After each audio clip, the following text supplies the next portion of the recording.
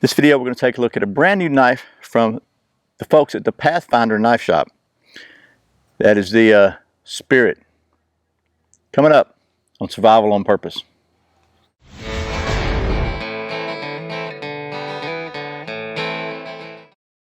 Welcome back to Survival on Purpose. My name is Brian. Thanks for joining me. So, most of you probably know who Dave Canterbury is. He's actually one of my influences for starting my channel. You know, Dave's I first learned about Dave Canterbury on dual survival and started watching his videos. I think he's got like 1,000 videos or something. I mean, probably more because he's taken some down, but a lot of really great information and learning and stuff. Just I learned a lot from Dave. Okay, I'll leave it at that. Just from watching his videos. Well, they've started a knife shop over at the Pathfinder store, and they call it the Pathfinder Knife Shop. And the folks at the Pathfinder Knife Shop were kind enough to send me this Spirit knife so I could show it to you. And it is we'll take a closer look at it in just a minute, but I got to say, my initial impression, you can see it's brand new. My initial impression is very good. It just feels really good in your hand. And it's got some great features that I think you'll like. So without a whole bunch of more rambling, let's take a look at the specs and details of this thing, and let's get to doing some of that knife stuff. Okay, once again, this is the Spirit from the Pathfinder Knife Shop. This knife features a 4.5-inch long blade of 1095 high carbon steel. It's 3/16 of an inch thick at the spine with a 90-degree spine. The handle material is black micarta. The knife features a scandi grind, an overall length of about 9.5 inches, and a weight of 8.8 ounces. The blade on this knife is blued. Comes with several sheath options. This one is the USA made leather sheath. The retail on this knife is $159.99, and the sheath retails for $29.95. Okay, so that's some of the specs, close-ups, and details of this knife, the Spirit from the Pathfinder Knife Shop. I'm going to tell you just my general initial impression is it feels really good in your hand. It's about 8.5 ounces, 8.8 ounces I think. So it's got a really nice feel. Feels exceptionally well fitted to my hand anyway. And it's got really nice roundness on the micarta. Nothing fancy, just kind of a tapered handle with a nice little bit of a kind of a trade knife profile here. Just very, it feels at first, at least initially, it's going to be very usable. It's got a very nice spine, sharp spine on it. There's no doubt that's going to do a lot of good stuff. And it feels really well balanced. But I got to be careful. This sucker is sharp as a razor and pointy like a needle. So, before we get to doing knife stuff, I want to talk about the sheath for a minute. So this knife for $159.99 is with no sheath, because you may want to make your own sheath or may have whatever, but they have several different sheath options. I'll put a link below. You can check all the prices. The only one I'm sure of is this one. This is the USA made leather sheath. It's $30, $29.99. Just a nice, simple bushcraft style leather sheath, which I kind of like. Have a lower price leather sheath, and they have some Kydex options too. I don't know if they offer one with a ferrule rod loop. I think that'd be kind of cool, but this one does not have that. So, but now that I've rambled just a little bit, let's take a look at the one more thing I want to say about this. One thing that I'm not too sure about is the bluing on this thing. And I'm not a chemist, I'm not a dietitian or anything else, but I think this is cold blued, and I've been told that cold blue contains mercury, that maybe you don't want to use cold blued knives for food prep. I don't know if that's true or not. I don't know if it's available unblued, but I know that I kind of would probably like to see it unblued version, just so you can put what kind of patina you want on it. The purpose for bluing it's just to keep it help lower your maintenance, I think. So anyway, well, that's the only concern I've got about that. If you guys know something about that, let me know. I don't know. I've got some other blued knives. I use them. I like them. I use them for food prep sometimes too. Just some people are concerned about that. So anyway, let me readjust the camera down now. Let's get to doing some knife stuff finally. Okay, first of all, I've got a piece of what I think is pretty hard pine here. Sounds pretty hard. So we're just going to try to kind of baton through it. And we're on the ground here, so we're doing some cross batoning. I got not a very great baton, but we'll just try and see. Because fire prep to me is a very important thing any knife to be able to do. And in my opinion, cross batoning is probably a better test of a knife's capability than splitting, because you're not really putting a lot of stress on the blade when you're splitting, but when you're doing this, you're putting a little more stress on the blade. And I just kind of beaver chew my way through it going around. Typically when you get it down that small, not breaking yet. Let's put some back in behind it here. All right, so pretty solid looking pine there, so good there. Now we can do a little bit of the baton thing. See what happens there with this size, because it's a 4.5 inch blade. It's not designed to take the place of an axe, but a scandi grind usually does pretty good on batoning. Of course, now the pine is not going to cooperate with me, but we'll just see what we can do it.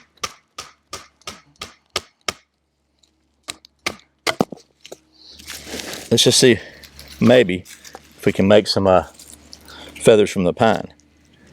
Pine's not the greatest feather wood in the world.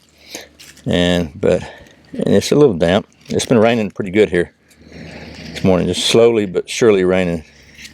Man, this thing has got an edge that is unbelievable. These are like paper thin little curls here. I mean, I bet you could read through these. It's amazing. Pine is never my preferred wood to feather, but wow. Let's get some different wood though, try that. So, I mean, these are very, very fine little feathers. We got something here. I think this is, I don't know what it is, spruce maybe. A little bit of heavier carbon. Find ourselves a place to featherize here.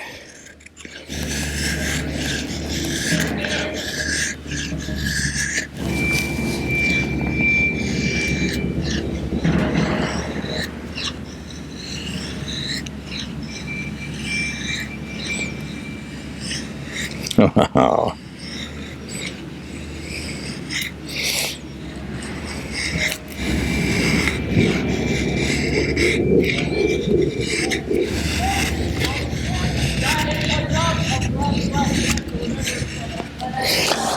Okay, so not too bad. I wish there was a way that I could convey to you on video how slicey this knife is. It absolutely, you can just, just with no pressure, it's just, the edge is unbelievable. It just,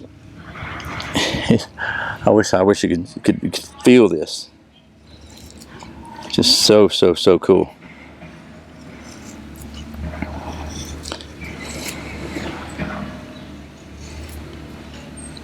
I mean, I'm just using, like, barely holding it with my fingertips.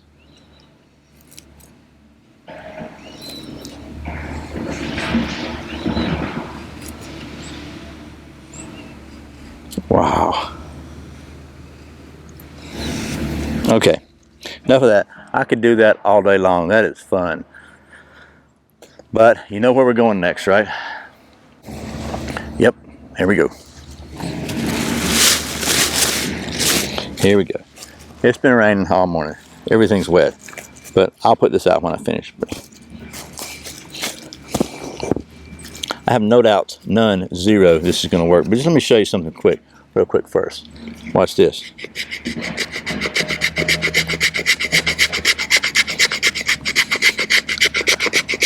Can you see that?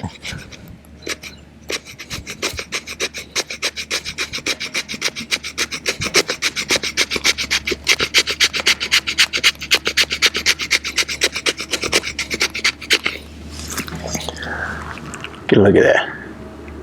I mean, that's just ready for some fire. Now we're gonna, I don't think it's gonna take much to do this.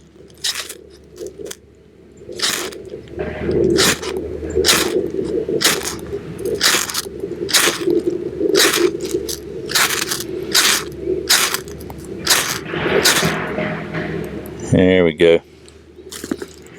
The wood was a little damp there, but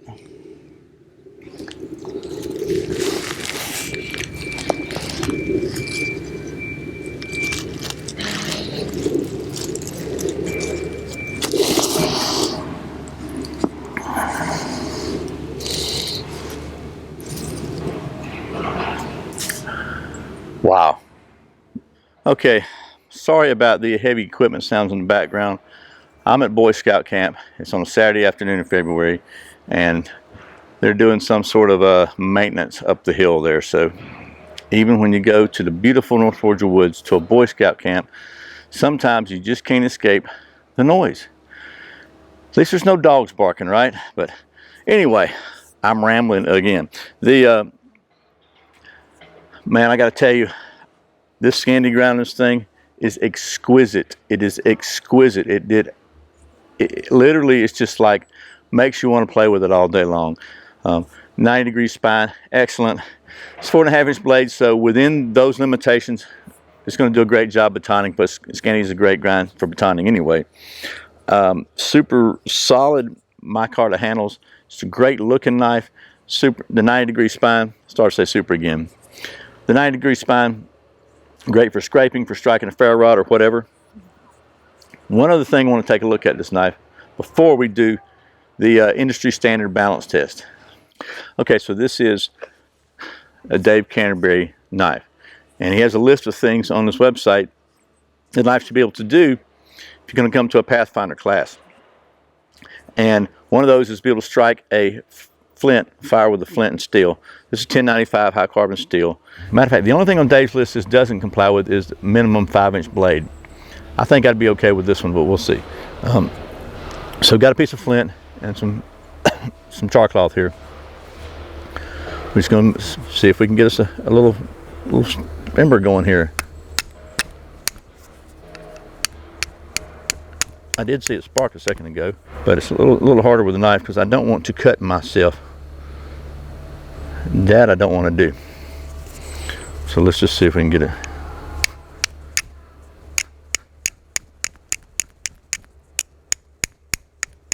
There's some really old char cloth here too. All right, let's see if we got anything going on with the flint whatsoever. I got a nice little sharp edge there. Let's see if I'll do it right there.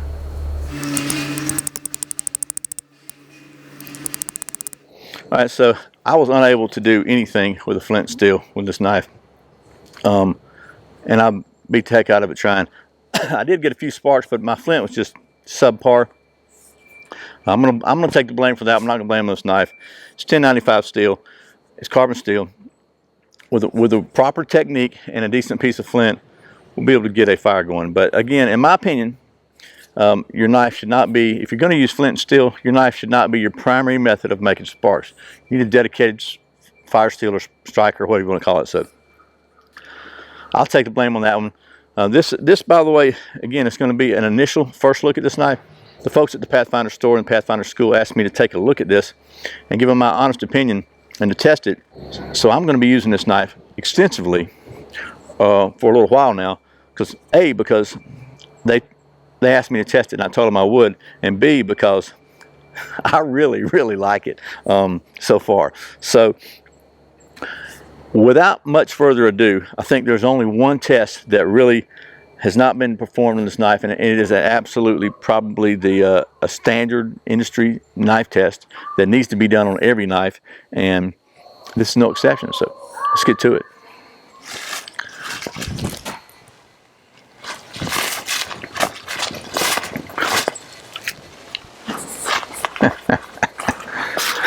I knew it was going to be balanced.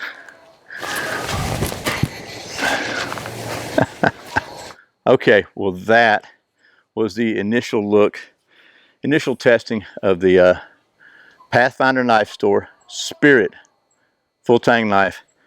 1095 high carbon steel, black micarta handles, 3/16 thickness, 90-degree spine, scandi grind. Just wow. I really like this knife. I know I say that about stuff sometimes, but just being honest with you, the fit and finish is completely perfect. I like the shape of it. It's very ergonomic and usable. I'm rambling again. Let's just say I like it a lot. You'll be seeing more of this, I assure you. I'm going to be testing and using this over the next few months, and I will do a couple of follow-ups probably, just to, at least, you know, some give you some status updates. How about that? But my initial take on this knife is it's a winner. In the $150 range, which I think for the quality and the workmanship and the materials of this knife is made in the USA right here. I think that's a bargain. It's sure you can buy knives a lot cheaper than that. You can also buy knives for a lot more money than that. I think this is probably comparable to knives that cost a lot more than that, in my experience. So I'll stop rambling now. If you're looking for a really nice bushcraft style knife, it's kind of a sort of a trade knife sort of style design. Very traditional design though.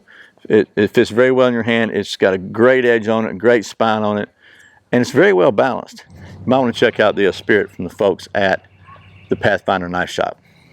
Thanks again to the folks at Pathfinder for sending me this so I can show it to you. Again, you'll be seeing more of this. Thank you, as always, for watching Survival on Purpose. Thanks for subscribing, for clicking that thumbs up, for sharing this video with millions of people, for watching all those ads and shopping on Amazon through the Survival on Purpose links. Be sure and check out my Instagram. I'll put a link below. It'll be, I'll put pictures of stuff coming up. You saw this on there first, I think. Once again, my name's Brian. You're watching Survival on Purpose. Remember, survival is not an accident, so be prepared. I'll see you next time.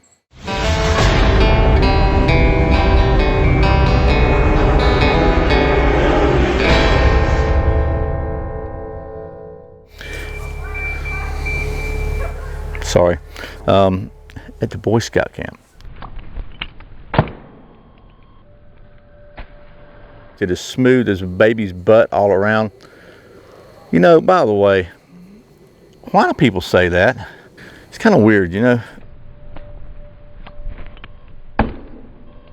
I like this one a lot.